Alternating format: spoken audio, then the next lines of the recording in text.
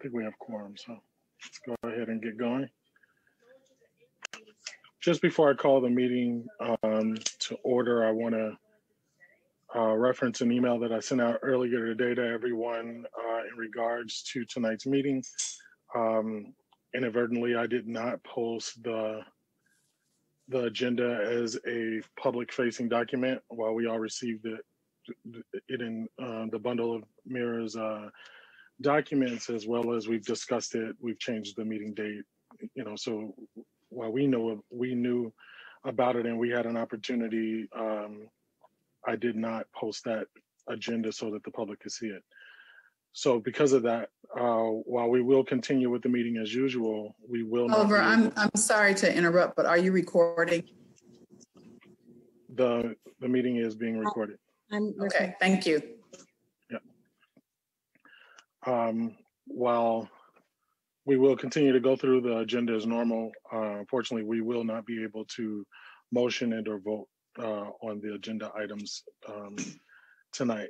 So as I said in the email, any agenda items that need a vote or a motion will be pushed to December as old business. Okay, something that, I'm sorry, go ahead, Oliver. No, go ahead. You go. No, something I just wanted to add to that, just something to consider moving forward.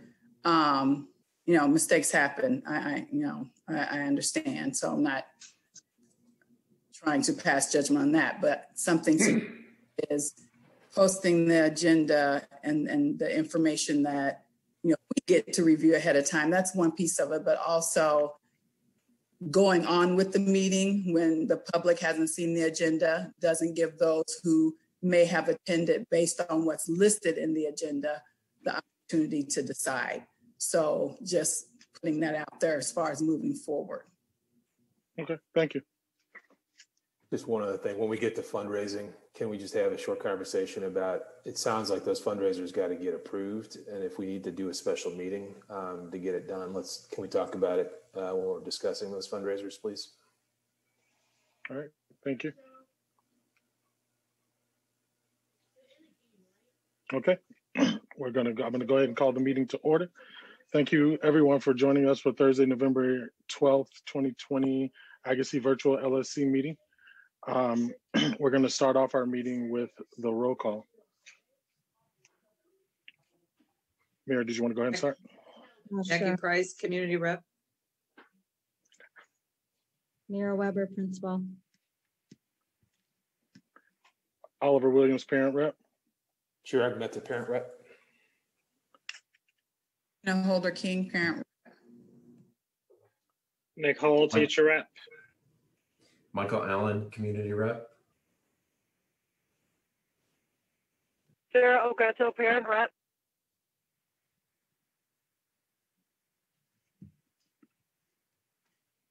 You with us, Marilyn?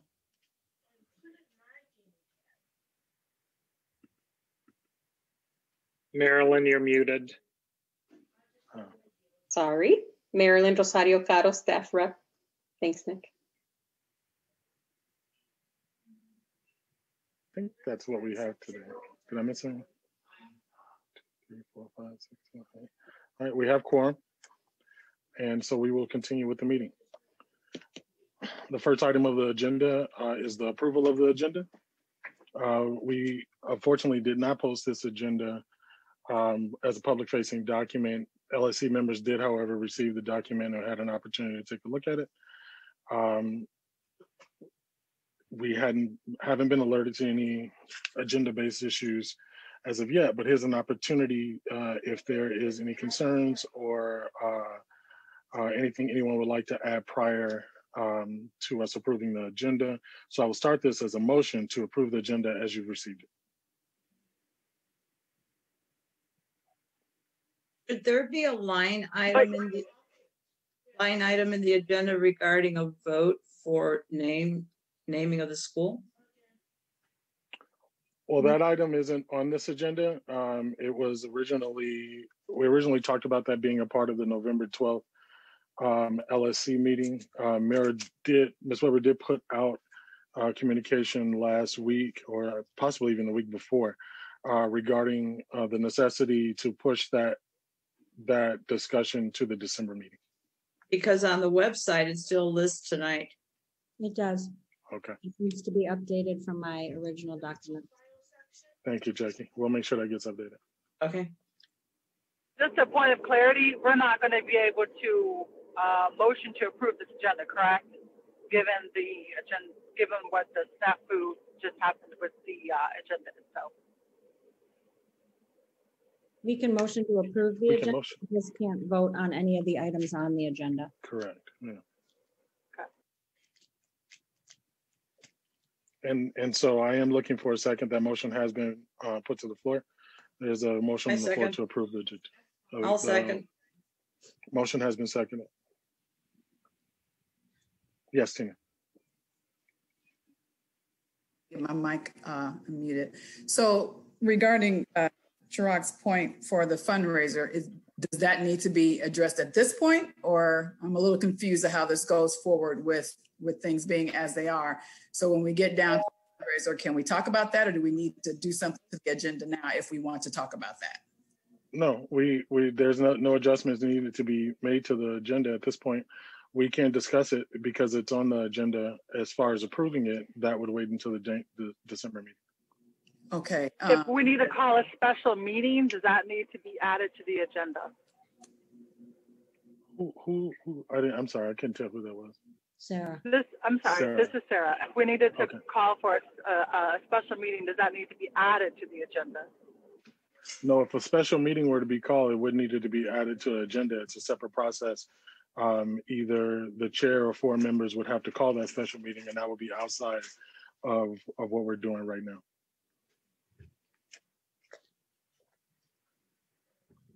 So Tina, did your question get answered? I want to make sure. Okay.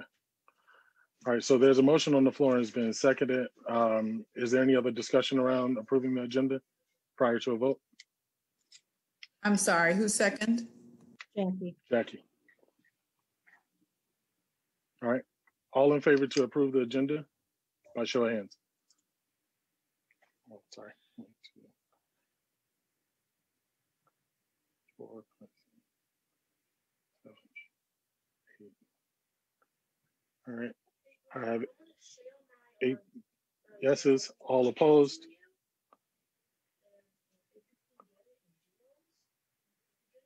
One opposed. All abstain. I'm sorry, I have to flick through each screen just to make sure I'm getting all of those. Okay, no abstain. All right, motion passes. All right. Sorry. Okay. Next item on the agenda is approval of the minutes. Tina was able to send out the minutes for everyone to review. Hopefully everybody received those. At this point, I will motion to approve the minutes as sent out by our secretary. Is there a second for that motion? I second. All right. Motion has been seconded. Is there any questions or discussion around the approval of the minutes?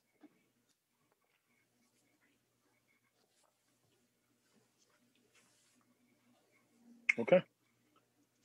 All in favor to approve the minutes as received from Tina?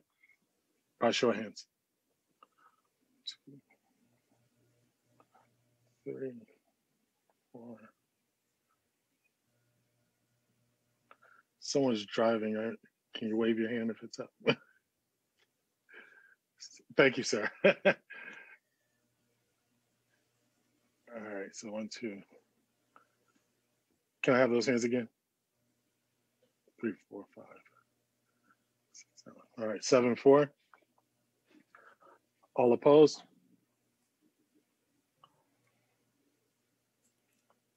I don't think Jackie's Oliver. opposed. I thought it was off. I saw Trying to take that 9-4. off. What's Yeah. that? Trying to get it off. There. What happened? Gone. Jackie said yes? No. Jackie said no. Okay. No, Jackie's a And yes for then the approval. Jackie said, I think it yes. was unanimous, Oliver. It was a 9. I saw 9 hands up or thumbs up. Okay. Wait, because as I'm like, I can't get everyone on the same screen, so I got to flick through 3 screens. By the time I get to the other one, the last screen has put their hand down. So I appreciate that. So the minutes are approved unanimously.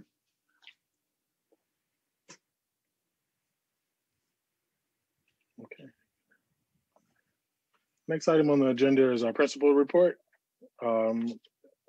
Principal Weber was able to send out the principal report in advance, giving everyone an opportunity to take a look at it. Hopefully you did so. And this will be your opportunity to ask questions around the principal's report. Okay, I have some questions. Let's see. Okay, for the part where you talk about digging deeper into, I guess it's the first paragraph on the competency A, where you're talking about digging deeper into the various aspects of the school, and including demographics, policies, practices, procedures, curriculum, and instruction. Just wondering who's facilitating that? What's the structure of those meetings? Well, those haven't necessarily started. We're currently been focusing on bias and identity and those different pieces, liberatory thinking. After we add a priority for equity in our CIWP, which would be the CIWP team, I will be leading staff in that process, but the Office of Equity will be assisting with curriculum and curriculum alignment. Okay, so the Office of Equity is only assisting with the curriculum piece. Is there any outside guidance or input on practices and procedures? I mean, I'm assuming that includes discipline, communication. I mean, I'm not sure what, I guess I should ask you, what all does that include when we talk about policies, procedures, or practices and procedures? Honestly, I couldn't give you a list right now. I think that's part of the discussion that needs to be had. I think there's, a few different things that need reviewing, whether we end up saying we're going to update that whole, I don't know. But I think that there are a number of different things that we need to review and then just decide what needs updating, and based on what needs updating, who would be sitting at that table. I think there are different departments within CPS that may be necessary to engage depending on what those are. And perhaps, others. I think it's just going to depend on kind of what we deem necessary, or what we decide as a group to, look into, and what comes first. Mm-hmm. Hey, Tina, before you continue, I just got a text. There's a lot of people trying to get in this meeting, but they're being requested to fill in a password. Yeah, that's on the, hold on. Well, it's on the agenda, but. Well, can you tell me what it is? Sure, it is M as in Mary, 0, Z as in zebra, S as in Sam, R as in Robert. Now, all the letters so far have been capital, and then lowercase j as in Johnny. Okay. Thank you, Tina. Mm-hmm.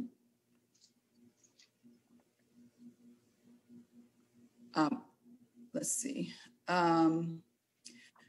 We've kind of hinted around this before, and I know in some of our conversations, Mary, you and I have talked about it. As we move through this work with evaluating how we're doing things and the equities, I know you've set up a CIWP meeting for December, and so I look forward to that. But I think as we move through this work, I think the recognition of the different knowledge base that's needed. So, of course, you and your staff, are the experts in the procedures and practices at the school, what's being done at the school now. But I think that there needs to be an Office of Equity input on viewing all of those things through a lens of equity, not just curriculum. And then also, I think, I'm not sure if this needs to be an action item or a committee request, but I think we need an LSC committee for the equity work that's beginning, or that will begin after the CIWP hones in on what those activities would be. But I do think there needs to be an LSC committee for not only for that, but also a little further down in your principal report, you talk about let's see, let me find it here. Oh, the professional development by the for the staff. And I look at the bullet points that you have here, and I think there's some really important, solid prompts for discussion and for looking at bias and things like that. But my concern is providing, when we talk about a safe environment for certain conversations, we so much talk about our students.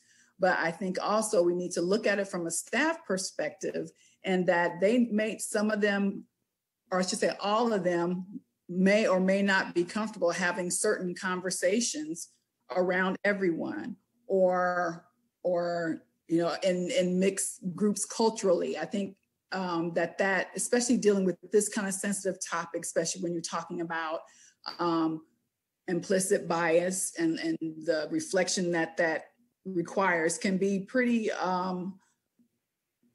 vulnerable and jarring. And so I think in order to get the most out of those situations, then we need to provide a safe space for that to happen for students, for staff, for parents, and even as much, and again, Mary, you and I have talked about this, but I'm saying some of this for the record here, and even a resource where parents or staff can post anonymously to have items or questions answered by the Office of Equity.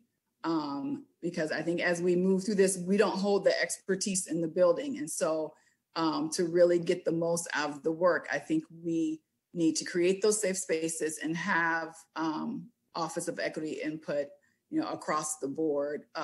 And so help me out here, Oliver. I don't know if I suggest the committee or suggest to be on the agenda for December, or how do we go about asking for a committee? Well, it won't be this LSC, so I don't know if we can establish a committee, because the LSC will switch over. I mean, that's a question. I guess I don't know. But it could be one of the measurables actually in the CIWP process, honestly. Like that's actually, I think, a key step towards, I don't know what you have in mind, Mira, for the CIWP and how we're going to amend that to take into account equity, but just having a structure in place along the lines of what Tina is suggesting. And we can talk about it in that committee process. Yeah, I would suggest taking it up there. Yep. I just want to answer Tina's question. I would say that you mentioned the Office of Equity a couple of times. I would definitely suggest, at least find out what's in their toolkit and find out how these issues of equity have been handled in the past. And then find out what's on their agenda and how they plan on rolling that out before we add action items and make plans. And actually, in my presentation for the state of the school, I'm going to talk about the equity lens for CPS, and there is a piece in there about fair policies and systems, and they do have some, ideas and guidelines and things to look at, but also in some of the other work that I'm doing, just in terms of principles for the district, have engaged different people in that office around looking at different things that we've actually been crafting for a year or two from an equity lens. So there's definitely people who can help us with that process. Okay. Let's see. And I think you already mentioned updating the information on the website as far as the renaming process. And just for the record here, I don't think there's been any wide discussion of what values were actually amplified as a result as a result of the survey. So can you speak to that a little bit, Mira? Yeah, and I meant to pull that up. I'm sorry. So for different stakeholders, it was a little different. For staff, it was learning, diversity, and community. For parents, and this, again, all of these varied a little bit based on race and gender. There was that whole breakout, and I can pull up that presentation that was 2 LSCs ago, maybe, or wait, October's maybe? I don't remember at this point which presentation it was in. For parents, it was, I believe, diversity, community, and anti-racism. I'd have to look back to be totally certain. And I know there were some variants based on gender and based on race. But all of those values. So as I've been doing classroom visits with Ms. McNally over the course of the last week, keeping in mind the values from all constituents was definitely something that was, put forward for students and staff to think about as we pivoted in our process to include the visits from myself and Ms. McNally as a step to make sure that what we were putting forward met kind of the criteria that were in the checklist that I had shared, but also that it was representative of the values that varying subgroups identified. So that's been a part of the process we've been talking about with students and with staff prior to going into the classrooms. Thank you. Now, regarding the timeline, are we still going to see the nomination videos, or has that process kind of changed? Or yeah, so next week nominations will be due, and then on Wednesday is report cards, right? So Thursday is when we would be presenting those different nominations. To be real honest, it probably will have to be done through Google Meets, and I was trying to figure out a way to do it as a live school-wide event. I have yet to figure out a great way to do that, but it will also be posted. It will be on our website, and it will be in my post. But the caveat being, and this is something we've talked a lot about, that not every name that's put forward may make that final survey. So in terms of the vetting that Ms. McNally and I have done, or the asking for people to go back and revisit certain aspects, some names may not make that final survey. And then in addition to our process, the equity team will look at them prior to the survey going live. And that's really to ensure, the first layer is to ensure that we are facilitating a process that we said we would, and that we're sticking to the components that were most important. And that we're, very explicit with kids about the reasons why we're renaming our school. The second layer of having equity look at those names is just to dig deeper and make sure that there would be no unintended harm or potential conflicts or controversy with any of the names that may come forward that we just didn't know or catch. I want to share this publicly. I've already shared it with you, Mira. I want to commend being nimble in this process. There's been, feedback, constructive criticism, praise, all of it. And I think it is good to be able to take that and, do what you can to improve the process. So I applaud you for that, for taking a step back and seeing what we can learn even in these early stages. So I think that has been overall beneficial and improved the process. I've gotten a lot of good feedback, even on corrections. I've gotten some good feedback. Thank you for the staff survey demographics. I appreciate that. Just, would you happen to know the demographics just for our staff in the building? I don't know how many staff. The overall, yeah, no. Right. And to be honest, there was no names on those. And so I'm not totally sure who are the ones that did it. So I'm going to have to do a separate one with staff where everyone takes it, not just the people who were in those sessions. And I wanted to get the information I did have out just because it was an action item, but I would have to do a more complete survey to get a full response. And I just don't know the cross-reference of who did it and who Oh, didn't. no, I mean, just the makeup. Oh, the number? I'm sorry. It's closer to 60. There's about 12 probably not represented, right around there, 12 to 15. Okay. And I guess what I'm trying to get at is the percentages of like Black employees, just in the building. That's my question. Absolutely. Definitely want to give big shout out to Ms. Taguchi for this grant.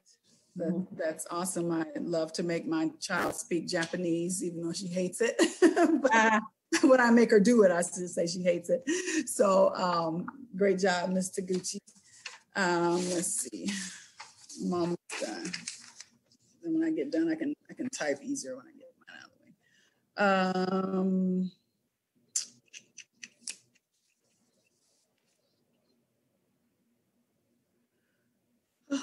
Oh, the Student Voice Committee.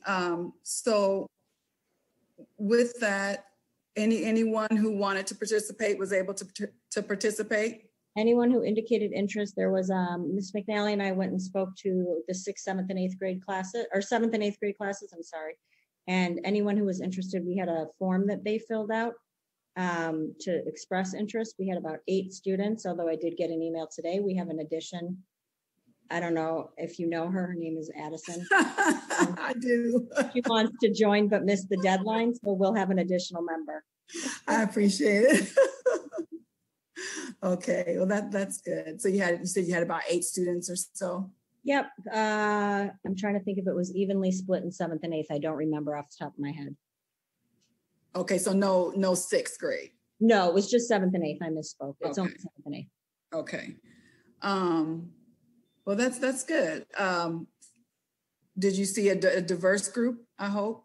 Saw a very diverse group. Good. They're going to be putting out information soon. They're going to do like an introductory letter, and then we're trying to help them through the process of creating a survey. They had some key areas they wanted to ask questions about. So we are this week generated those topics and kind of thought through what we want to ask. And then on Monday, we have our meetings on Mondays. On Monday, we'll be working to kind of assemble what a survey would actually look like with an introductory letter about them as a group and what they hope to accomplish.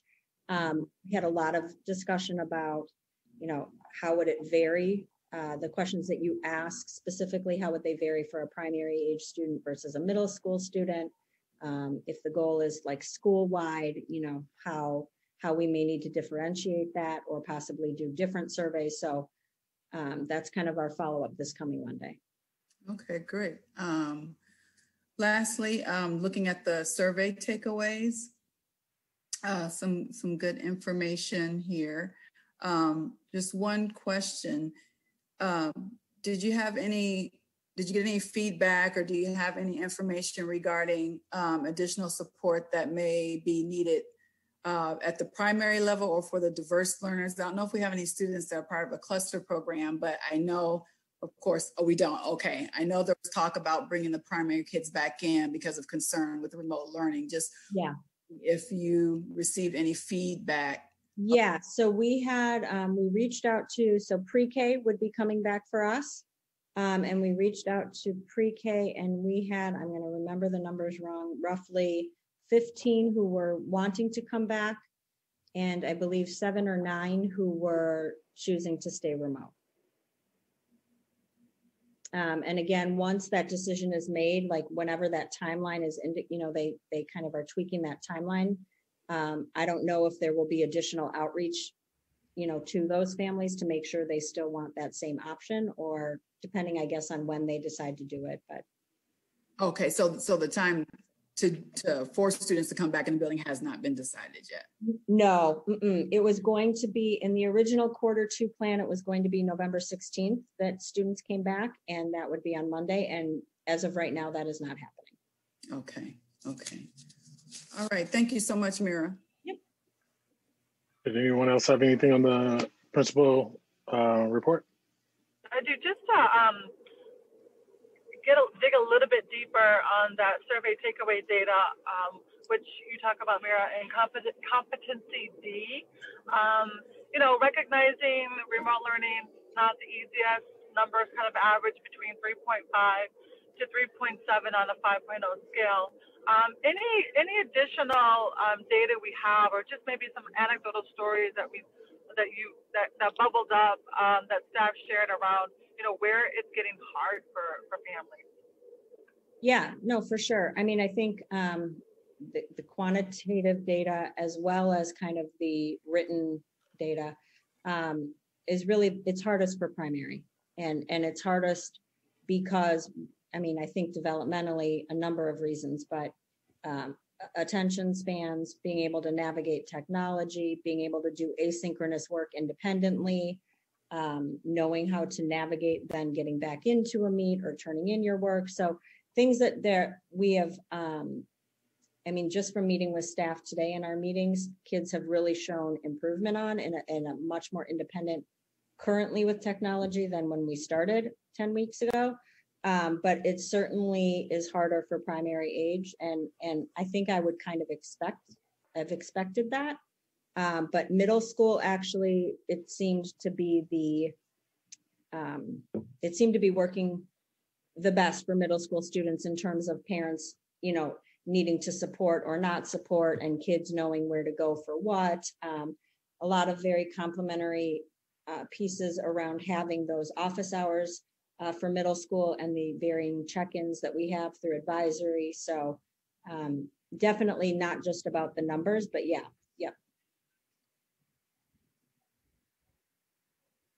Thank you. Yeah, no problem. I think Jackie. Go ahead, Jackie. I just kudos again on that grant writing. If memory serves me, grant proposals, you have to meet a certain criteria, and it's time consuming. It requires talent and skill on the person that's writing. So I think it's great. And I wish I was a student to take advantage of the learning. Yeah, thank you. I'll tell Ms. Taguchi. Can you talk a little bit about the Bulldog Boost? Say it again. What is it? The Bulldog, Oh, the new link on the Bulldog Boost. no. Sorry. Yeah. The Bulldog Boost. Yeah. So that's something. Thought I said it wrong. I was thinking Bulldog Bop, which is, the dance coming up. So the Bulldog Boost really came out of conversations when we were thinking with the Friends of Bulldogs group around kind of when we didn't know if we'd be fundraising, but we wanted to raise spirits.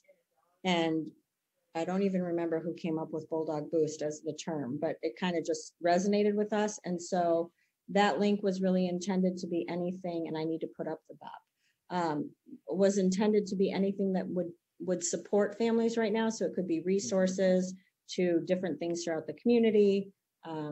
It could be like our virtual pumpkin decorating contest was up there, but anything to kind of connect people and give people a boost when, it's not just about, at the time, it was like, it's not just about fundraising, it's about boosting up people in other ways. And so that was kind of the genesis for it. Awesome.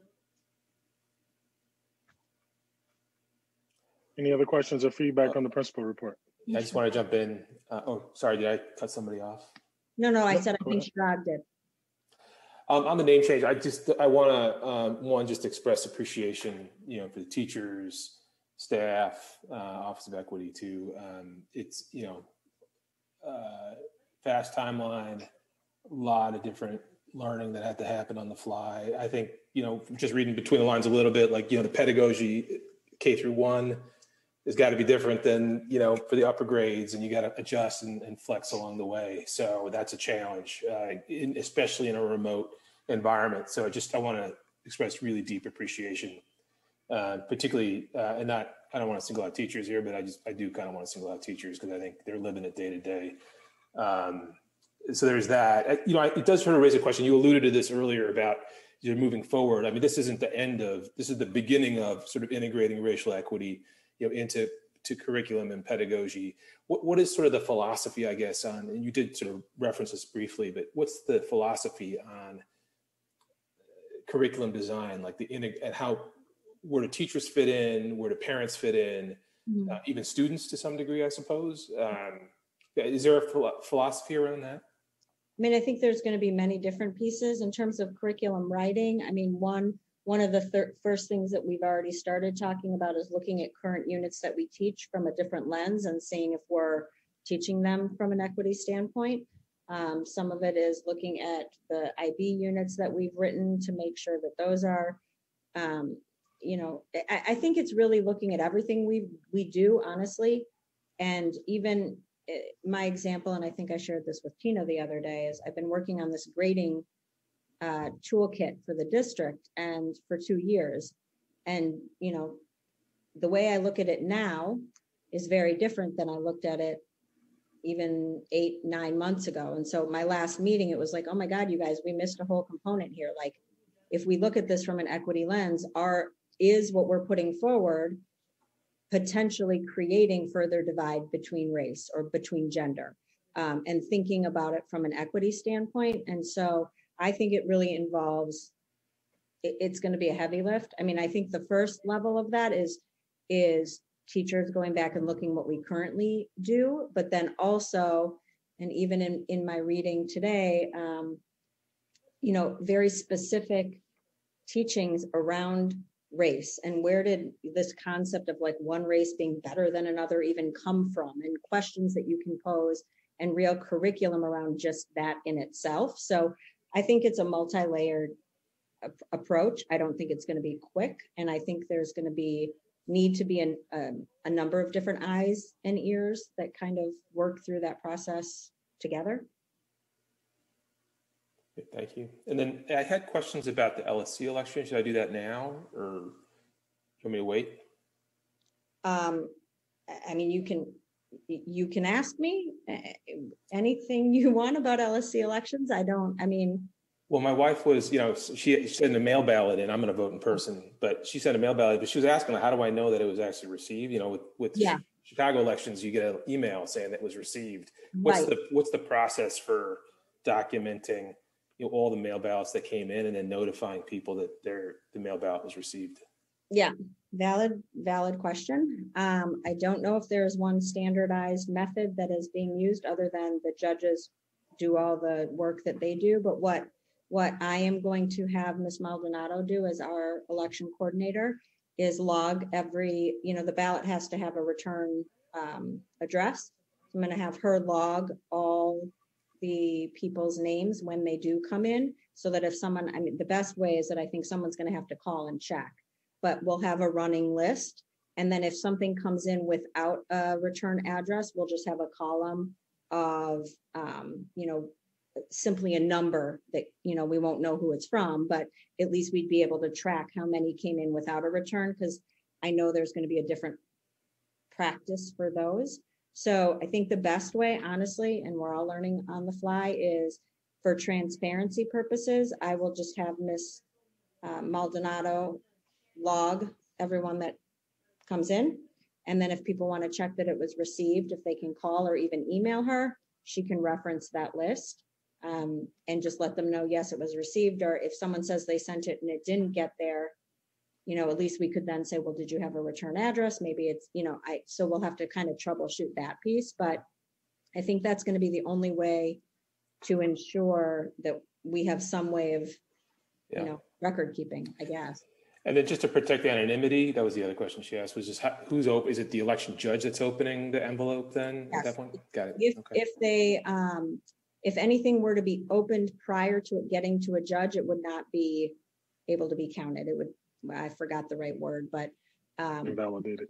Yeah, invalidated. Thank you. The judges have to be the ones to open those and account for those. Yeah. Okay. And then one other thing too. So, listen, I got someone reached out to me, a staff member reached out to me, raising concerns that they received communication from another staff member actually advocating specific candidates, parent rep candidates. And suggesting that if parents ask them for advice on who to vote for, that these are the people, specific people. I'm not going to name names, but it's both, in my view, inappropriate for staff to be, sending that kind of communication out and advocating for specific candidates. It's also against the rules to do that. I'm not, are you aware of, I mean, that letter went to all staff. Have you received it, or? I was made aware of it today. I did not receive it. You haven't seen it?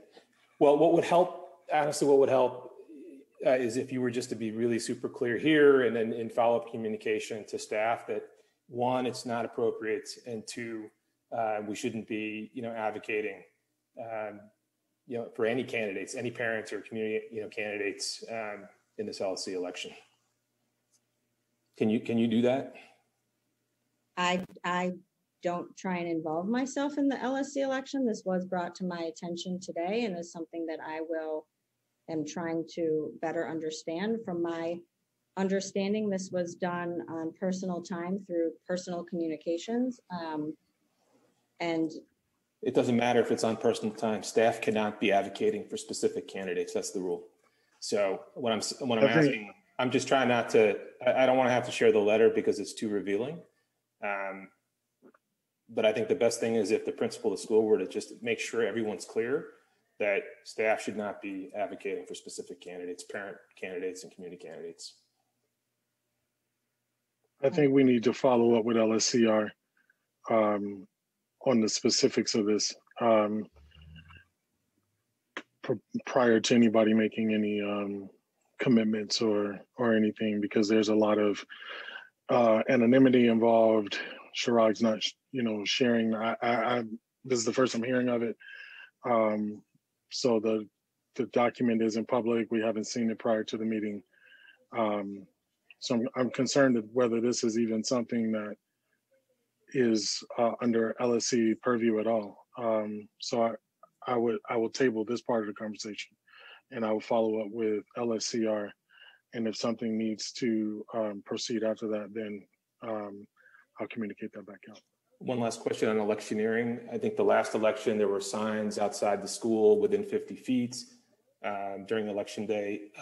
It's against the rules to have any electioneering happening within 50 feet of the school. Is there going to be a process to ensure that doesn't happen again?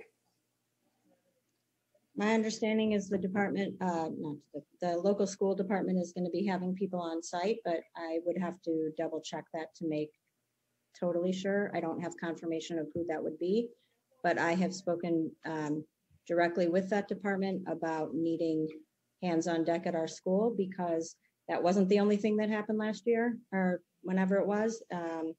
There were very specific things happening inside of our building as well, with people who said that they were there for the auspice of poll watching. So yes, we will have people present at our school to make sure it runs the way that it's supposed to, but I can't tell you who that is right now.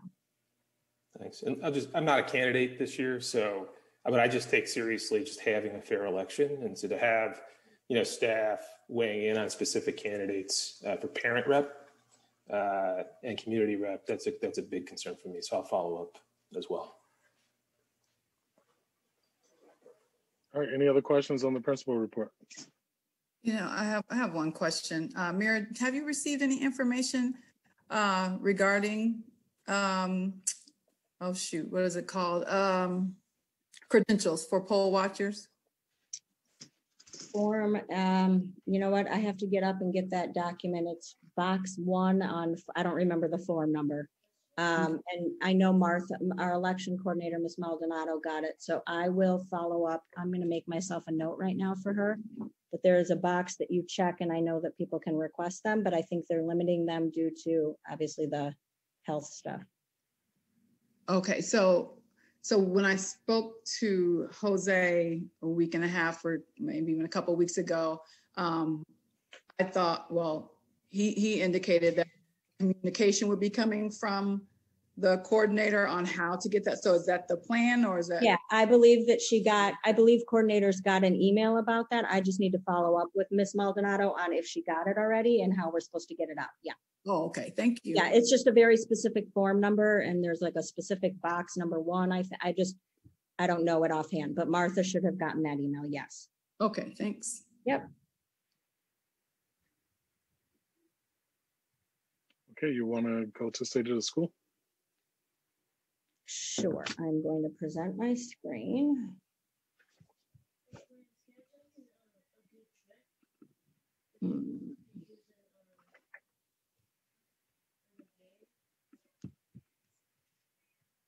Okay, so just to review kind of where we are now, this is a bit of a different year, as we know, but usually this is a time where we talk about metrics from the year prior, and some of the data that we're going to be looking at is from 2019 because we did not have assessments, NWEA and things of that nature last year.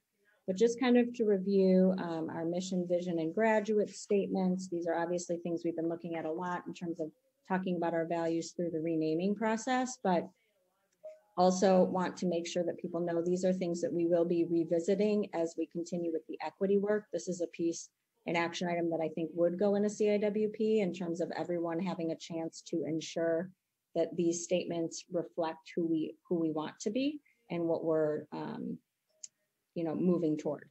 So that being said, our current school year, we have roughly 476 students. 75 of them are diverse learners, meaning they have an identified special need or 504, which is a health accommodation. 18 are English language learners, and we have 19 different languages spoken in our school. And then you can see the ethnicity breakdown here on the other side, where 36% white, 29.5 Hispanic, 22.3 Black, 5.2 Asian, oh, I did it out of order, sorry, multiracial, 6.4, then Asian 5.2, and Native American 0.43. So that's a little bit about who we are, where we come from, 43 different Chicago zip codes, and 52 different countries of origin. We're again getting at our diversity piece, which is something that we talk a lot about and did come up in our values that as a community, pretty much every category, every subgroup picked diversity as something that we value. So just where we've been, since March, and as we review this information, as we pivoted in March, we learned a lot in spring, obviously from our remote experience that we, found ourselves in very quickly. And since that time, these are some of the things and the highlights of ways that we've supported our students and our community in the process. A big piece, obviously, is purchasing of technology, whether devices or subscriptions, giving devices to families or MiFi spots, and then again, kind of updating communication to make sure that remote learning documents were all found in one place, that families would know where to go. And then again, trying to maintain a differentiated approach to that, while also still honoring, the different events that we do to the extent that we can in a remote setting to keep our community feeling together like a community. So as we move into this next piece, this is more of a data walk, and the NWEA data is all going to be from 2019. Attendance also was not adjusted for 2020 when we left school. So it's based on only, I believe it was the 29 weeks instead of the full amount. So if you look here at our metrics in terms of attendance and NWEA, the orange aim line is the 2024 goal that really the district, through looking at data, has set goals for each school to maintain or to reach by 2024. So this light blue line here is 2019. The dark blue line is 2020. So you'll see for attendance, our attendance dipped last year. And again, that doesn't take into account the remote learning time. Or it does, I'm sorry, they didn't adjust it. The orange line is where we'd want to be. And then under NWEA, you'll see there's no dark blue line because we did not have NWEA in 2020. So just to take a little bit of a closer look at attendance, this is something we've talked a lot about throughout the years, is how do we support our students and improve the attendance, because we know it's such a critical piece of academic achievement and success. So this is kind of by subgroup, and I am not going to read all of this to everyone. This I will post on our website as well. Again, 2020, you'll see it took a dip, and that's really because of the pivot that we had. But I am proud to say that this year during remote learning, our attendance has hovered right around 96%. Question, Mayor, are multiple people in multiple groups in this scenario? People's in multiple, yes. So if you're, yes, you mean like if you're a Latinx student who is also a diverse learner, you would be Yeah, in both. and you ring in both. You're a part of the calculation in both. Right. Okay. So looking at math attainment, you'll see here, and this will become even more clear as we move throughout, not a surprise to us because it's something we've talked a lot about, that math attainment for us is an area of growth. And you'll see the orange aim lines. So those are things that we'll be charting as we go the next couple of years through this process. And then you'll see here math attainment by subgroup. I wouldn't have expected us to achieve everything by now for 2024. So you'll see in math, we definitely have room for growth. But what you will see as we move to reading, our reading attainment by student and by subgroup. And then what you'll see is that our attainment by subgroup in reading, some of our subgroups have already met that 2024 goal, which was encouraging to see. Go back to math, please.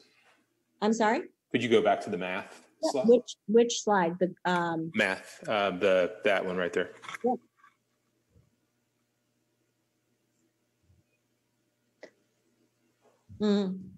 And I should clarify for people that where it says assigned female or assigned male, in Aspen now you identify the gender, and so assigned means that's what was indicated for that particular student.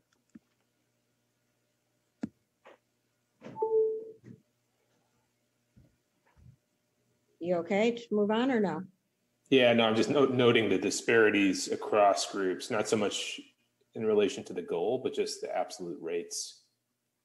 I mean, I've seen this before. Yeah. Yeah. Yep. One thing that pops out to me, Shirag, as you said that, in terms of like the equity priority, is thinking through math curriculum in particular.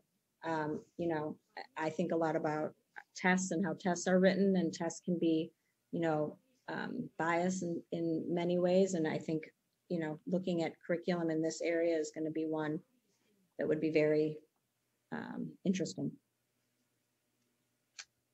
So I'm going to jump back here to reading and then move into growth. So those numbers we were looking at were attainment. Again, when you look at growth, which is the point from spring of the following year to spring, so looking at the difference in time. Again, in math, we would not have met. We have not met the progress towards those growth goals. In reading, you'll see that we've met in a couple of the areas are assigned our growth by subgroup for 2024.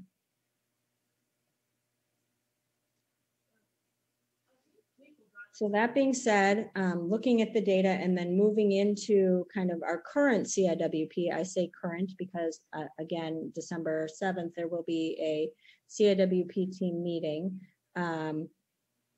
And our current theories of action, I'm just going to review them here. Strategy 1 was restorative approaches to discipline.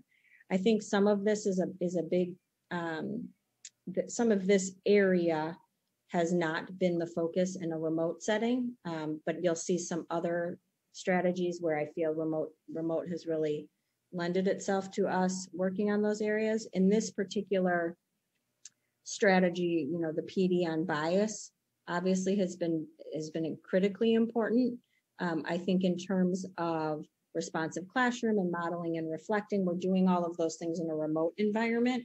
But I think some of the concerns that have come up in person, we don't tend to see in a remote environment. The multi-tiered systems and supports, I would say, is a very big one in a remote setting right now, thinking through our 6-week data cycles. How does co-teaching work in a remote environment?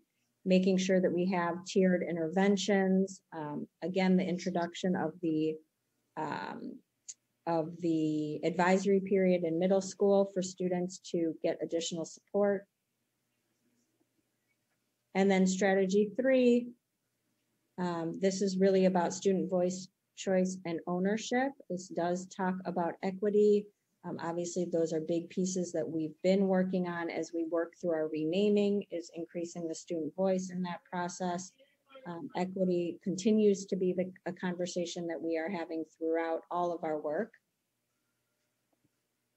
And then strategy 4, curriculum, which is really around, revisiting different curriculum. This specifically spoke a lot to inquiry and IB and giving supports to teachers through, when we go into classrooms, what do we see? And then kind of problems of practice. So I see some pieces here that have, been important during remote, and some that have kind of not been on hold, but not have been as prevalent. So that being said, that's the current CIWP. As we move into, upcoming meetings and where we want to go, and the longer term work of renaming our school and building a more equitable school environment, I want us to go back, and I know we've all seen this before, a focus on kind of equity in school climate. And this is the CPS equity lens. This is how they frame the work around equity, and what I've been using a lot as we think through the different pieces of what we're doing. What does it keep doing? So if you think here, we have the liberatory thinking, we have the resource equity, the inclusive partnerships, and then, like I mentioned a little bit earlier, the fair policies and systems.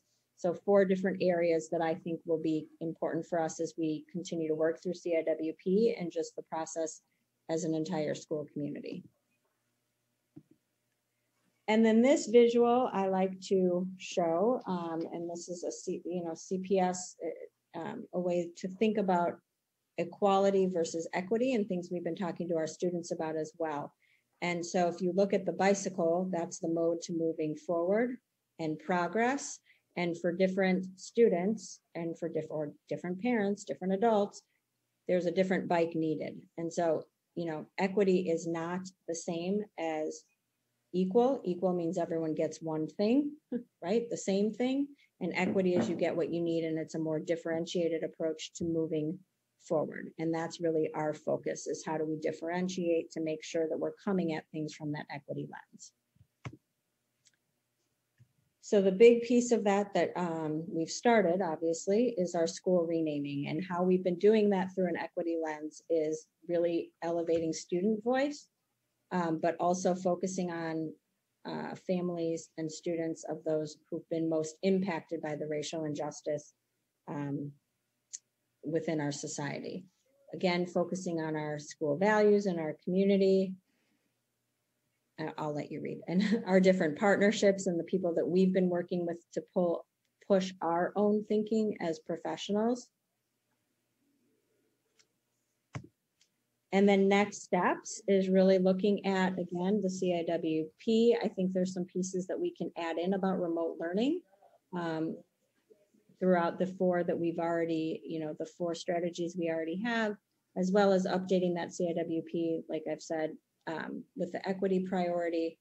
And then different pieces here around informing our decision-making on what needs to go in those priorities, revising our current units and curriculum through an equity lens, looking at curriculum mapping, many of the things we've already talked about, looking at policies and procedures, and then engaging our student voice committee in this process.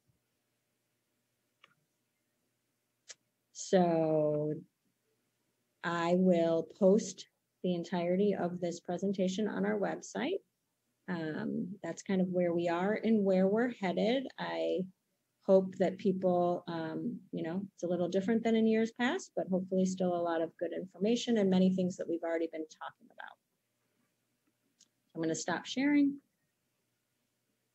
and take any questions, I guess, at this point, if people have them. It's a lot of work.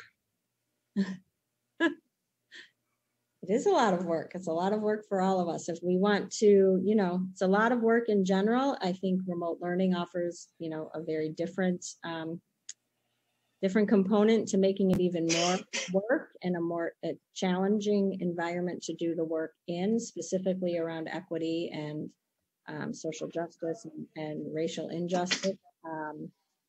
And I think it's going to be a lot of work for all of us moving forward, because the truth is, it's not one person who knows everything. It's not one person who needs to change. It's not, staff or students or parents. It's all of us. And I think, shifting everyone's mindset it is going to be a lot of work, but will make us all better in the end, and a better community is our hope.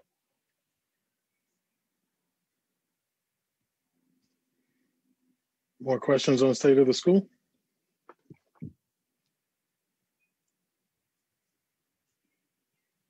I do want to say, Mara, that I hope you get all the support from everybody that will be needed. Thanks, Jackie. I hope so. It's going to benefit all of us. Hopefully we can work together to make sure that happens.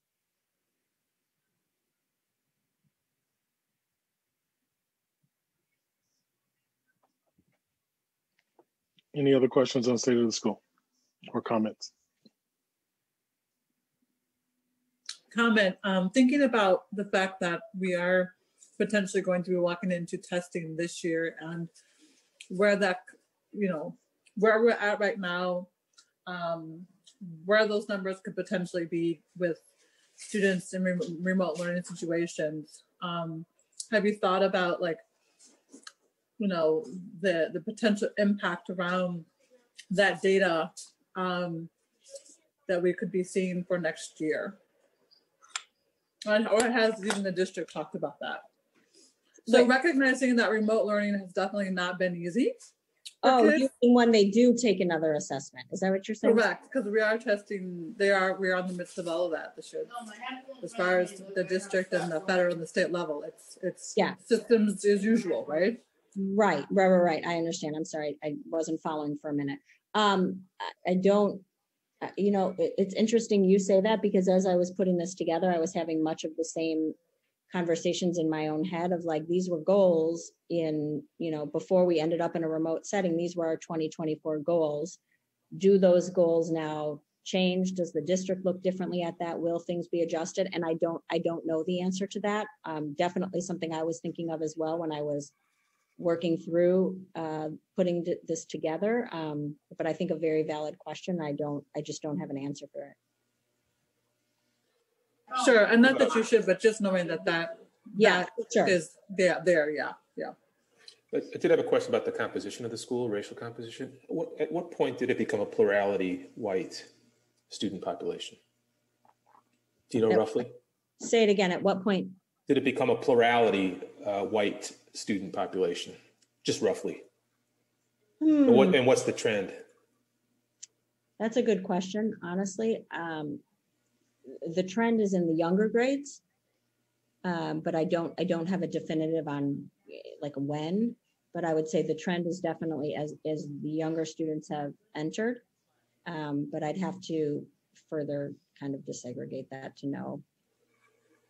I would say just in thinking about equity in the school, one thing to consider is understanding those changes in demographics and any potential equity issues that are at play. And I mean, obviously neighborhood composition affects this. There's a lot of things that can affect racial composition in a school, but understanding that trend, why it is, and if there are equity issues at play, I think should be part of the entire conversation about how our school promotes racial equity. Great point.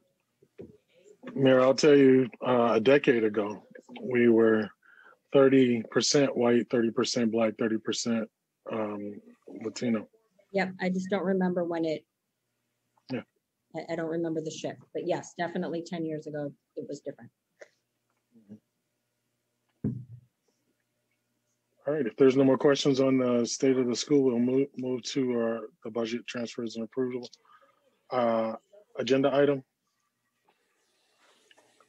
So that This was, is one. we can't vote, but just so people know, the online subscription for Lexia, which is a program that we use for reading support and intervention. comes due, and we've typically paid that from student fee. And so this was to renew our subscription. Knowing that the December meeting is only 3 weeks away, I think, is that something we can wait until December? Like it's not due before then? Technically, it's due, I believe, November 30th, but Miss McNally or I were going to be reaching out to ask if we could have like a 3-day extension to make sure it was no big problem. If we find out that it is a problem, I could certainly let people know. Okay.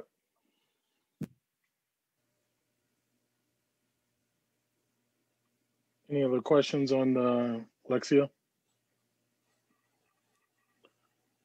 So we will add this for old business for an action item for the next meeting so that we can bring this to a vote so that we can pay for the subscription. Lexia. All right. All right, so we'll move to the fundraising action item. It's going to be a similar issue here, but Mary, if you could talk about the proposals. Yeah, hold on, let me pull them up. So the dining in, hold on one second.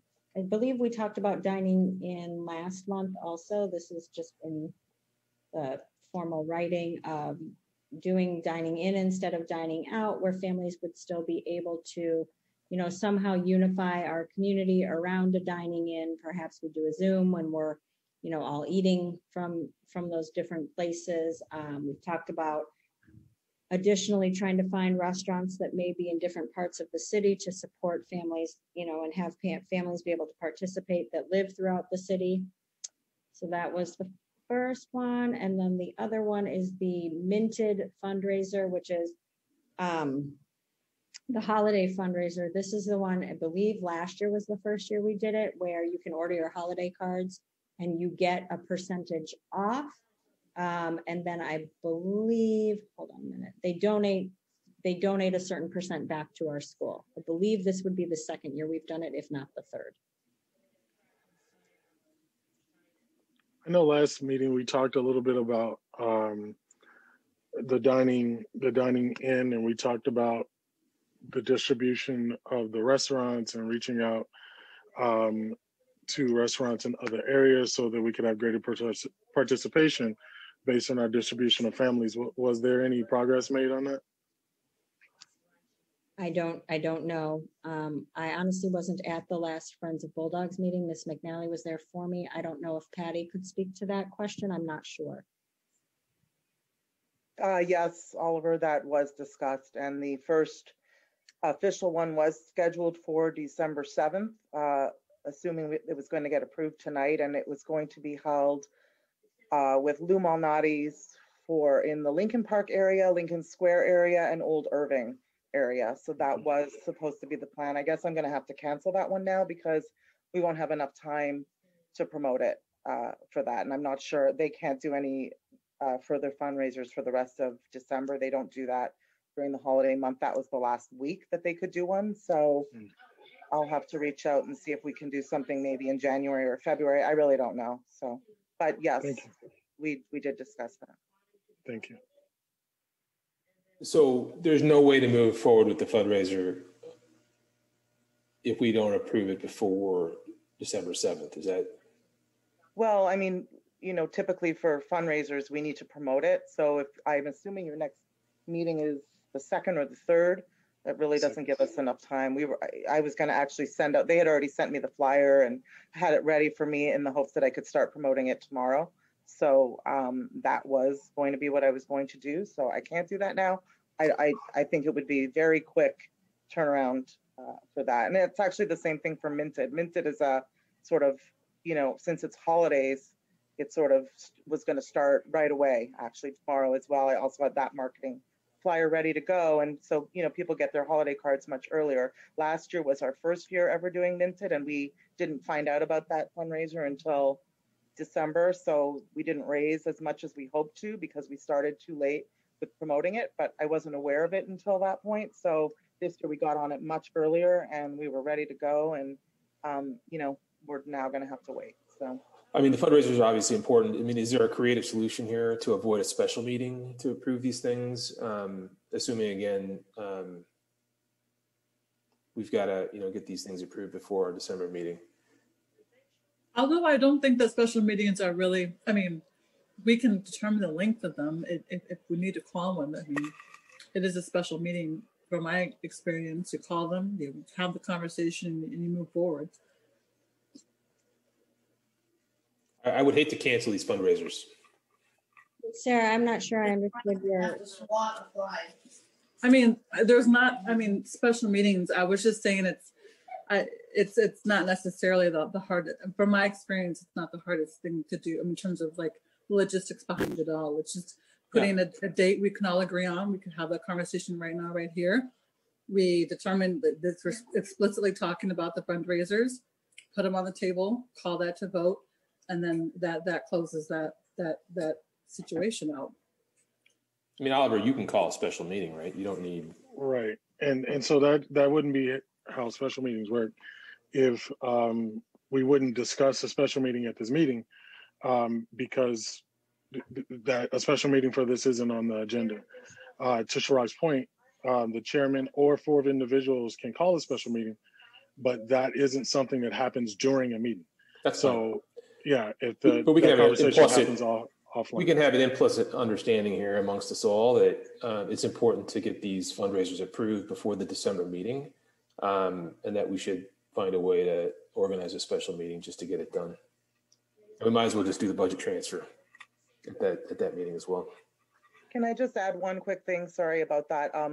With respect to the Lou Malnati's fundraiser, especially, I just feel I feel bad myself because I'm the one who has made the calls and had the contact with them, and I feel like it's not respectful to them to wait so long to promote it and not raise as much as we can. I mean, they're struggling too at this time, and they are a neighborhood restaurant, and they were really kind, and they also gave us 300 pizza coupons to hand out to as incentives for the upcoming Bulldogs Bob fundraiser for anyone who just registers, not for donating money, but just registers for the fundraiser. We were going to be able to share that. So it's kind of embarrassing for me because I'm trying to, make these connections within the city and trying to promote these fundraisers. And I want to be respectful to them as well. It's not just, losing out on the fundraiser for the school, which would be sad, but it's also losing out for business for them as well. It's kind of twofold. So I just wanted to add that.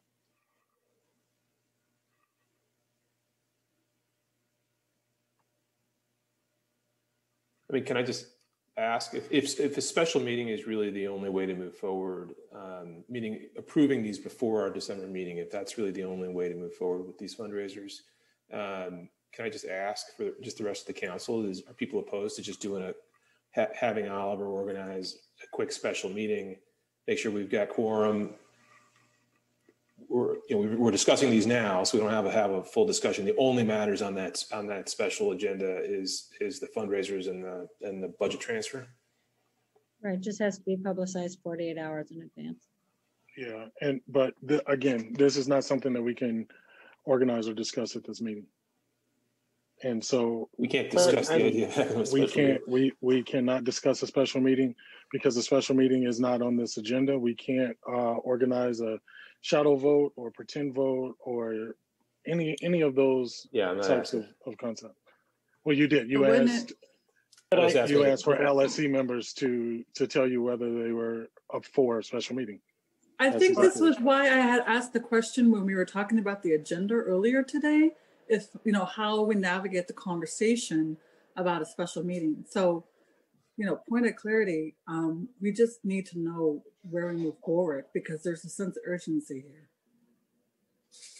And I guess we're talking about the fundraiser, so this is dealing with getting approval through a special meeting. Is the fundraisers on the agenda? That's what we're talking about.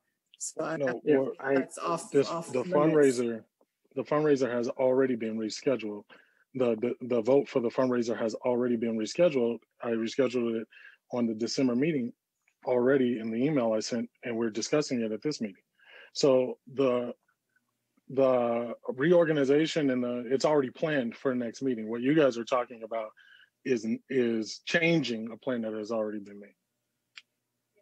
But I think, This conversation's already scheduled for the December meeting, this vote. and Oliver, I would say schedules can change as we're seeing tonight. As far as I can see, the only reason we're having the discussion is because we can't vote on it tonight. This is entirely related to fundraising. So yes, we can't vote or officially declare a special meeting, but I do think it goes under the purview of fundraising. It's under that item on the agenda that we can have a discussion of having a special meeting. And all I'm going to say is if someone were to hypothetically at some point schedule one, I would be up for it. Okay, so we're going to leave that there before we venture into an area we shouldn't.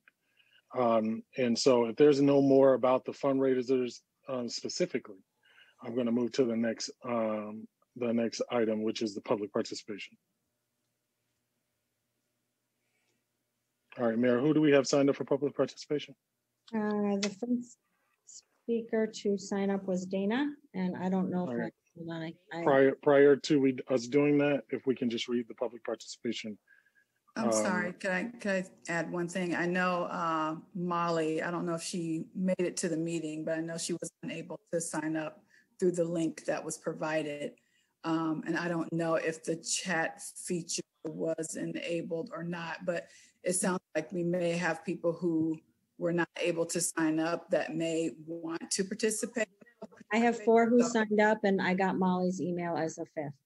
Okay, just in case it didn't work for anyone else, though, what I'm saying is that perhaps it should be placed out there to see if anyone who's in the would like to add their name to the list, just in case they were unable to get the link to work as well.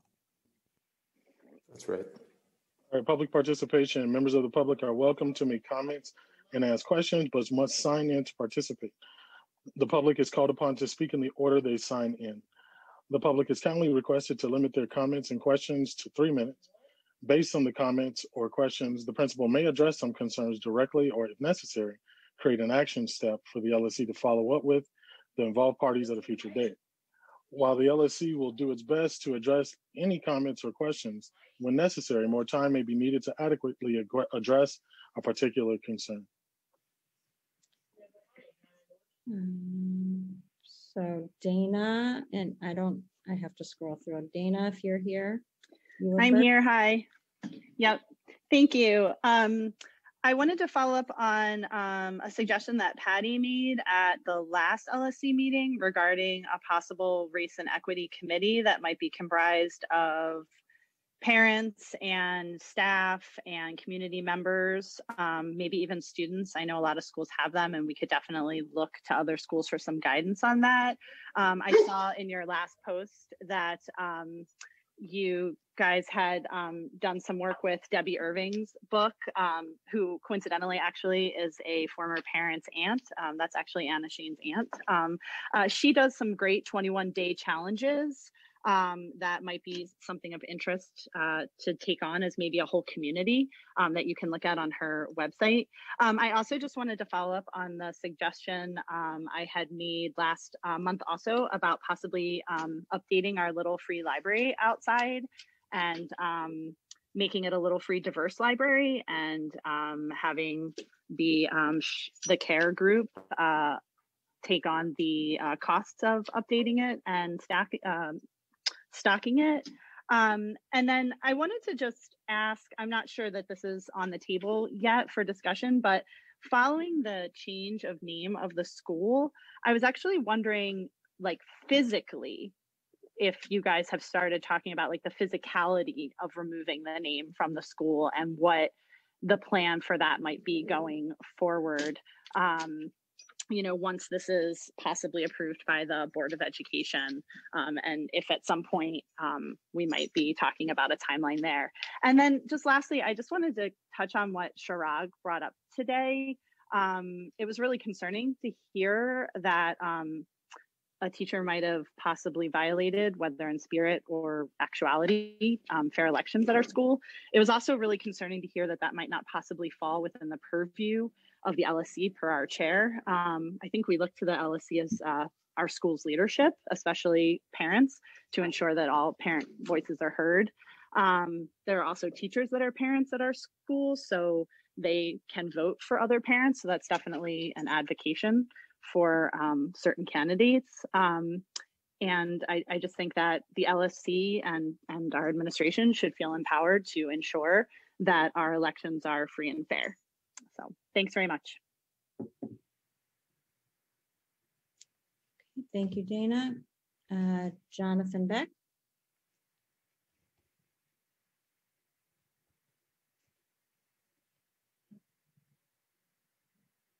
John, I think you're on mute.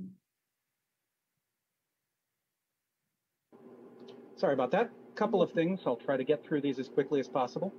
First, I'm very concerned that the public comment sign up requires the use of a CPS Google account in order to register. That means that folks who are not currently parents but are community members may not sign up for public participation. That's a huge issue in terms of open meetings. I'm assured that it is a oversight in how the form was created, but it most definitely does require that you are logged in with a CPS Google account in order to utilize. Second, with as many important issues as are in front of the LSC the past few months, and with the guidance given to the LSC by the Office of Local School Council Relations as to the law, I'm concerned that the meetings are still not being posted to the website. The exception being the September meeting, which was posted, but the October meeting is still not posted.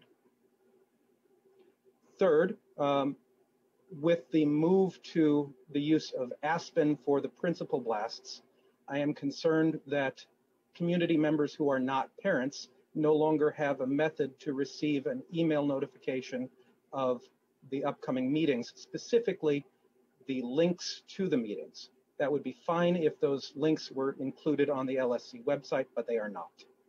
And finally, in relation to this particular meeting and Article 6, Section 5 of the LSC bylaws for Agassiz, I'm challenging all motions and votes that have been taken in this meeting due to the issue with the agenda. My understanding from both the wording of the law and from Mr. Williams' email is that discussion may take place, but that motions and votes may not. So that would indicate that the approval of the agenda and the approval of the minutes may not legally have taken place in this meeting. I'll follow up with the Attorney General's office on that. That's it for me. Thank you. Patty?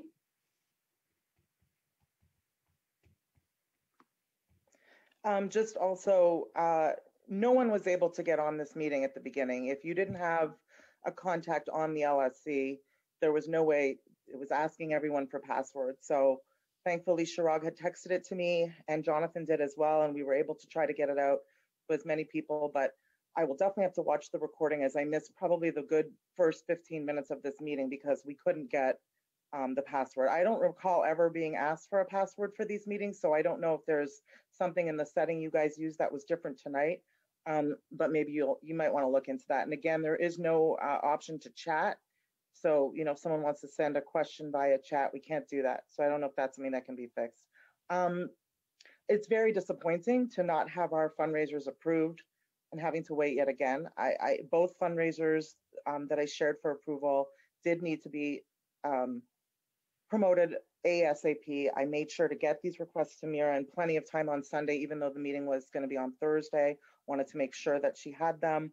The Dining Nights In were not included last time because fundraising wasn't on the agenda. So I was told that it would be on this one. I understand that it was a mistake.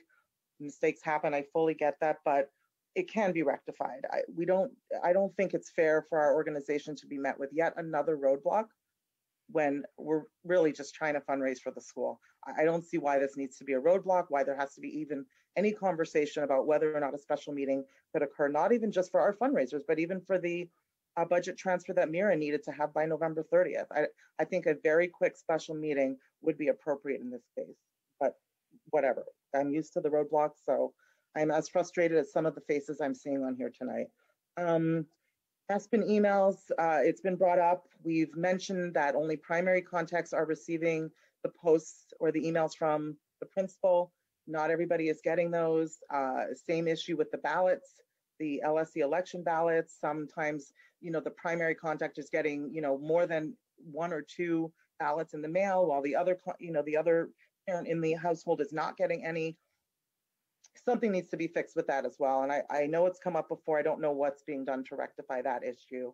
The assistance fund for parents and community in need, I've been asked by some of the parents who are signing up for the Bulldogs BOP if they can donate money to that program on its own. So I would like some clarification on if the assistance program, I know it's sort of been, it's still new and we haven't developed it fully, but I'm assuming that's going to be something we have to develop with the LSC in some way.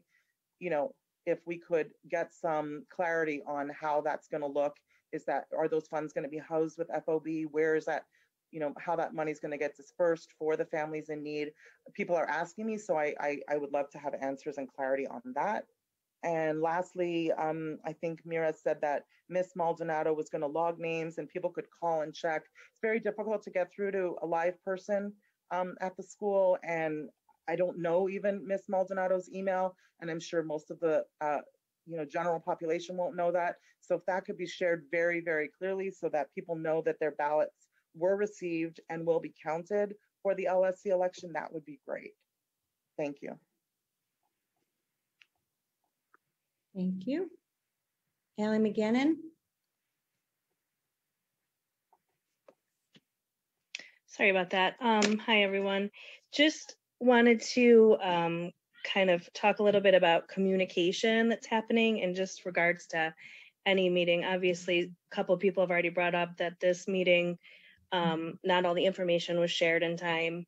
I wasn't able to log in the beginning, so I don't know if there was discussion of the fact that it was an unintentional error or just a tech issue. I don't know, I missed an apology about that. I know it's frustrating to set aside time in the night and not be able to get on.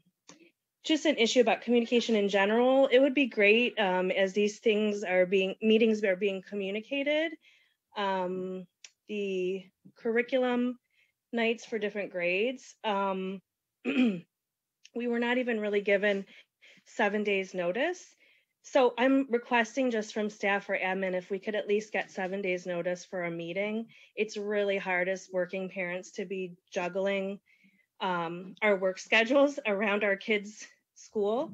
And so I understand there's not a time that's going to be pleasing to everybody, but if we could at least get a 7-day advance notice for a meeting that's going to be scheduled, for instance, for conferences coming up, I haven't received a link or request, and that's going to be in less than 7 days.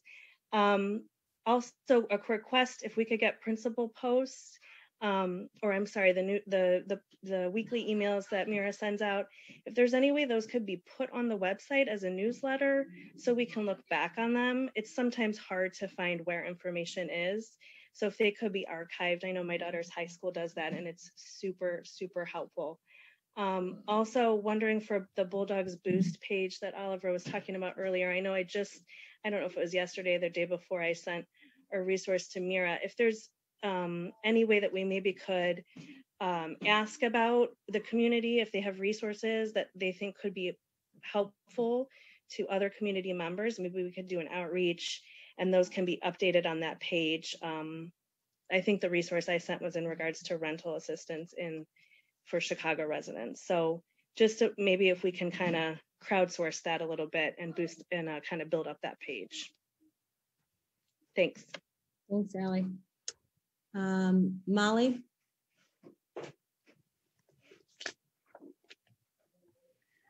Hi, everyone. Thank you so much. I had some questions around the LSC elections in terms of were the ballots sent out centrally from CPS, or was it sent out from the school to, I believe it was Patty's point earlier, one of us in the household got it. One of us in the household did not get it. I know other households, one person got 4. Other people have gotten none. So it puts an undue burden on the person who did not get a ballot that they have to go in person in order to vote. And it appears to have sort of happened randomly. I'm not sure what the rhyme or reason is or where that came from. So any other clarification on sort of where that information is housed, if that's centrally housed or individually at the school, is would be helpful. In terms of, I know that there was a recent ventilation study that CPS did, and I think that there's some information on our schools specifically, and I don't know if that's something that could be put on the website as well or could be sent out so that we can read more details on, specifically what they came in and said, where they measured, what they were able to find. I believe that we passed, but I'm not sure sort of what exactly was done and measured and looked at. So any more information on that would be great. I also know that when we met with the new parents, they expressed a lot of, trepidation and concern for their students around, making friends and being part of a community, and just wondering, I know that at the time we had talked about the Bulldog Buddy program or other opportunities, and just wondering if teachers are taking that on, if that's something that you need parent help with, or how we can help facilitate, those relationships forming, both from a new family perspective, but then also just in general for students who may feel disconnected in this remote learning time. A couple of just more lighthearted things, I guess. Is there going to be any virtual programming from school-wide, any of the things that we would have done in person in terms of the dance program or assemblies? And then will there be a yearbook this year? Thank you.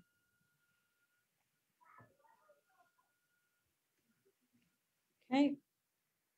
That was everyone who signed up. So I can go through.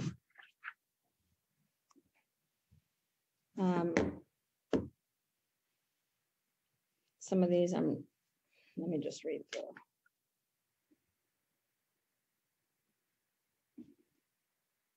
Can we just make sure there's someone else who wants to speak? I see there are quite a few people who did actually make it in. So just giving one last opportunity for people to speak up if they want to participate in public.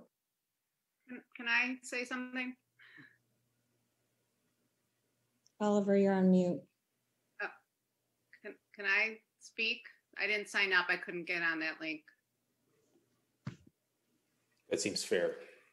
Unfortunately, if you haven't signed up, we won't allow anyone who hasn't signed up to speak at the meeting. And that is for continuity for everyone in the past or every other meeting that were required to sign up. If we can't, it's an unfortunate situation, but we cannot make an exception at this meeting, because how will we explain that to everyone who we told no to in the past? Well, we would explain it that the link didn't work. And also there have been meetings in the past where a particular meeting where the chat was working and 2 people signed up to speak in the chat while public participation was going on. I think having a hard and fast rule based on when things are done right and trying to apply it when there's been a misstep is unfair to the parent community and those who have taken their time out to attend this meeting. I would ask for anyone who has additional questions or need additional information to send an email to the Agassiz LSC at gmail.com email to get those questions answered. This is really not fair. I can't believe that. I would really appreciate others who might, on the LSC, who might think this is unfair, to speak up now. Yeah, I mean, considering where we're at in this time of age and the stressfulness of, having to pivot into remote learning and being a parent, I mean, we really do need to think about how we can be flexible, supportive to the community. There have been some snafus today. That's really important. I mean, we showed grace, Oliver, when the agenda wasn't posted. I think we should show grace to parents who could not get into the meeting because the link wasn't working to sign up to participate. We can show grace as well to those parents. I encourage every one of those parents who experience that technical difficulty to please email their questions so that we can give it the appropriate time and get them the information that they need. Are there no other LSC members that are concerned about this? We're not telling them that they can't answer the question. I'm sorry, there are no other LSC members that are concerned about this?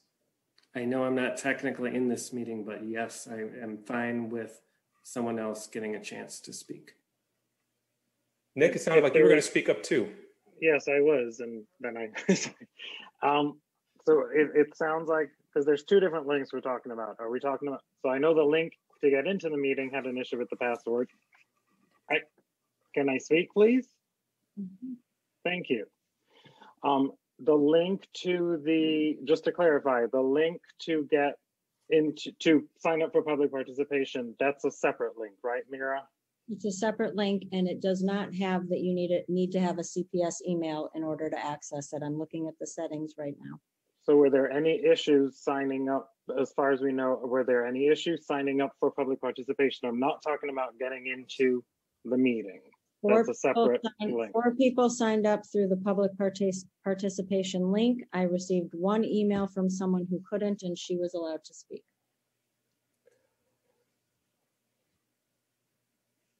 Any additional communications can be sent to agassizlsc@gmail.com so that we can get your questions answered.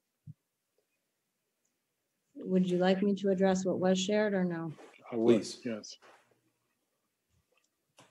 Dana, to your point about the equity and race committee, that will be discussed at the CIWP team when we meet to add the action items and the strategy. Physical removal of our school name, I've been in touch with many different people about that. There's going to be different hands on deck. The one question I still do not have an answer to is how it physically gets removed from the etching in the actual building itself. That's the one piece I don't yet have an answer to. The actual signage, I have people who are willing to work with us on that. But in terms of I think it might have to go through Capital with CPS to actually remove it from the facade of the building. Public participation, John, I went over that. John, we emailed about the October meeting being posted on the website. I reposted it. I thought it was there. I'm happy to look back. And principal blast, I am looking into other means of not just using Aspen. I am including primary and alternate emails in every Aspen email that I send. So that is a function. I don't know why people aren't getting them. I am including everyone on those emails. LSC ballots, to a number of people's questions. Again, LSC elections are handled by central office. LSC ballots were mailed centrally from CPS. I have nothing, there's no school-based involvement in sending of the ballots. I have heard that people are not getting them. I've heard that others are getting multiple. I have brought that back to their office as a concern. I've been told there's measures in place to account for that. Beyond that, I can't address it. In terms of mailing in ballots to the school and Martha keeping track of them, that is a safety measure that we will put in place. It is not one that is required. I am happy to share Martha's email because I understand calling may be, you may not get someone on the phone.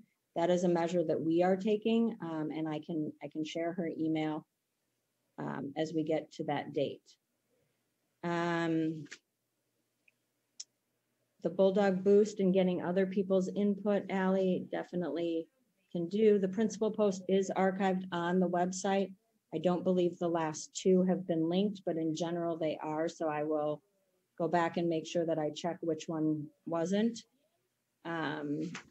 Ventilation report also has a full website that is through CPS. I can just briefly summarize that we did pass our ventilation reports. There is a full PDF that you can read on their site. In terms of ventilation, there were 42 spaces surveyed. 41 of those rooms were ready. One room was not ready, and I have emailed to find out which room that was. I do not believe it was an actual classroom. It is another space within the building. And the air quality results, 19 readings were collected, and we passed in every area and were deemed ready to go. So that is on the CPS website. I can find the direct link, but they do have a PDF report for each school. In terms of organizing other social opportunities, I know some room parents are helping out in that regard by scheduling, social activities for students. Mr. Hall is working on the out of school time grant, which we are allowed to apply for again. Potentially that could be used to support some of those things during after school times. And I believe Miss C is working on a dance program for a virtual, some kind of virtual assembly, but I am not totally sure of those details yet and would need to circle back with her. Mira, can I ask a quick question? The after school grant, is that after school all-stars? No, it's called the out of school time grant. It's the one we've gotten the last couple of years. Through CPS? It's through CPS. It used to be called All Stars like a few years ago, and then they switched it, and now it's out of school time, OST. Not nearly as fun of a name, but. Okay, and we've gotten that grant in the past, right? Yes, so this will be, so actually the way because of what happened, we got it last year, and then obviously everything ended in March. So they contacted schools who received it last year to see if we were interested in using like whatever money is available for this year. And we said, obviously, yes. And then I'm waiting for next steps on how that'll actually pan out. But the plan is yet to use it for the similar programs to last year based on teacher interest in hosting everything virtually. Obviously, it's going to be different than last year.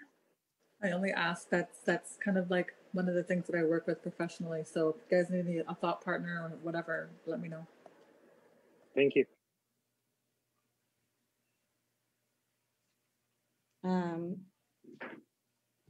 The only piece that I have not addressed, which came up during our discussion and in public participation, was the supposed email that I was not on, and the use of staff talking to staff about elections. Again, I have an election coordinator and I was not on that email.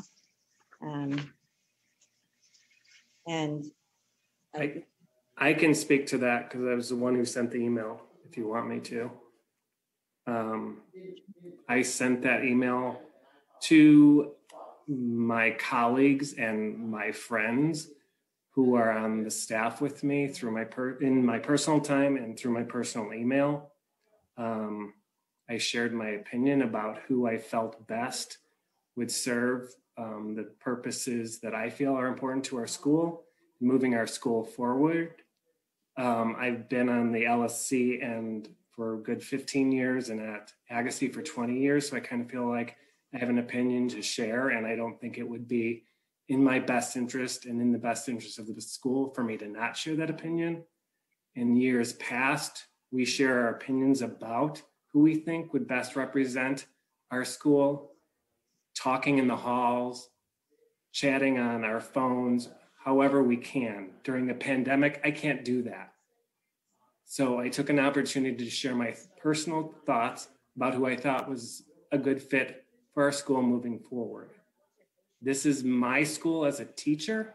It's not only parents, it's not only students, it's my school too. And it's every teacher's school who is on this call. We have a vested interest in our school. And so beyond it being for many people 8 years, I will probably be here for another 8 years. So I'm not just looking at 2 years from now, I'm looking beyond that. In my email, I in no way said that these are the people to vote for. I said, in my opinion, these are people that I feel. I did not disparage anybody in this email. I didn't say anything negative about any of the candidates. I said, this is what I felt. I'm sure that parents on this call and parents not on this call have shared their thoughts with their friends via email or in person, and that's completely fine. I want to also remind you that teachers do not vote for parents. Teachers vote for teacher personnel, and they vote for the other staff member who represents the school. Only those people who are parents and teachers actually vote for them. That is 3 people that am aware of, 2 of them who I work with on a daily basis. So I have every opportunity to talk to them and share my opinion as they do to me. And the other person who I'm very close with, who I have no problem sharing my opinion with, and she could share it with me as well.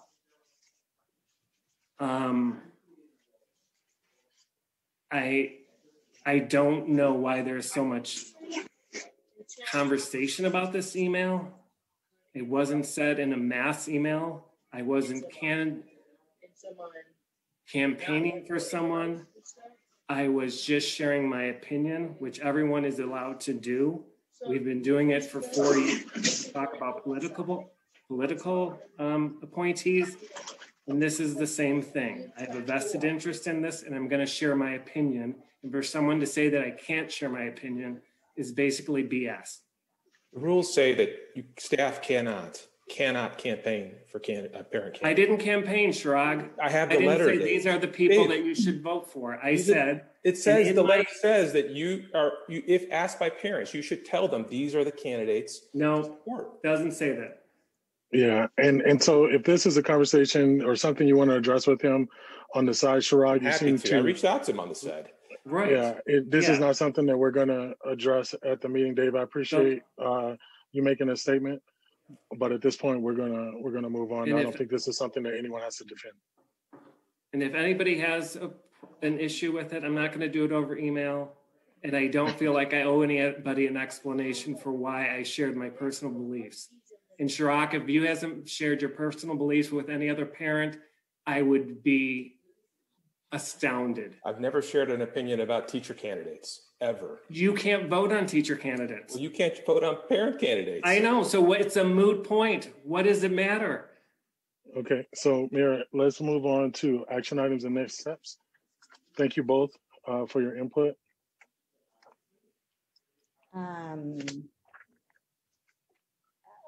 Action items. Sorry.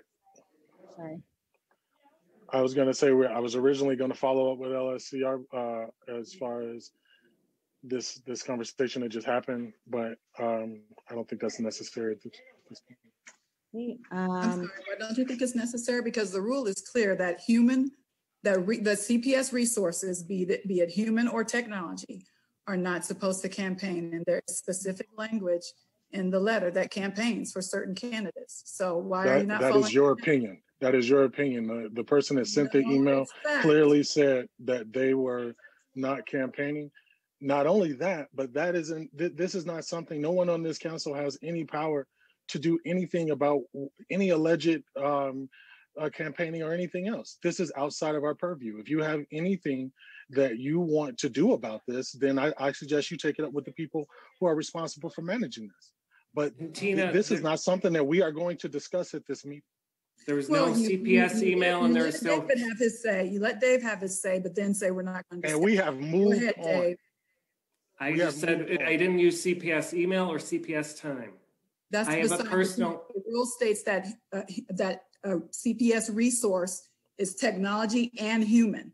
So you are a CPS resource. I will jump in. Where is this rule, Tina? Because I just looked through the election guide, and the only thing I 35. On page 35 of the election guide. I'll send it around. I want to remind everyone that we will end this meeting if we cannot get it together and move along the agenda and discuss things that are actually on the agenda. You are entitled to feel however you feel about whatever you've heard, but it cannot be discussed at this meeting. Sidebar, send each other an email, send a text. However you choose to do it, it will not happen at this meeting. And so we are on action items and next steps. Mira, did you have any? The physical removal of our name from our building, which I said I'm awaiting response, but I will follow up on that one. The CIWP team and action items that may come from adding the race and equity. The October meeting I thought was posted, and I'm gonna have to look at that because I know I put it up there. And hold on, I'm still going. Miss Maldonado and making sure we keep a log, and then publicizing her email.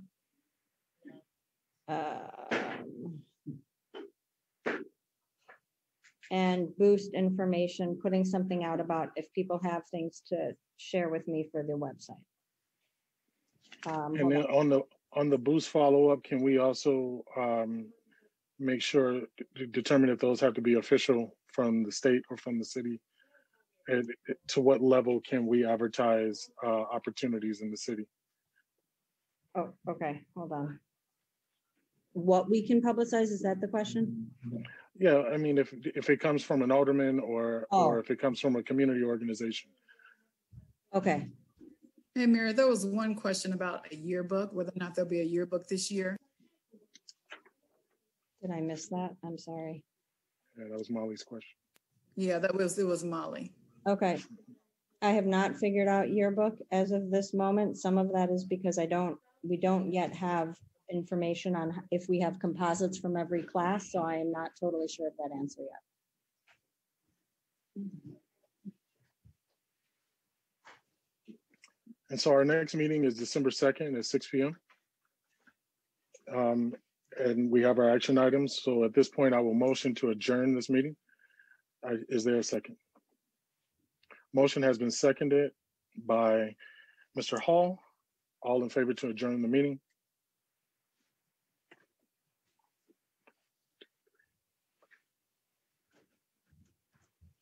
Motion passes unanimously. Thank you all, and I will see you in December.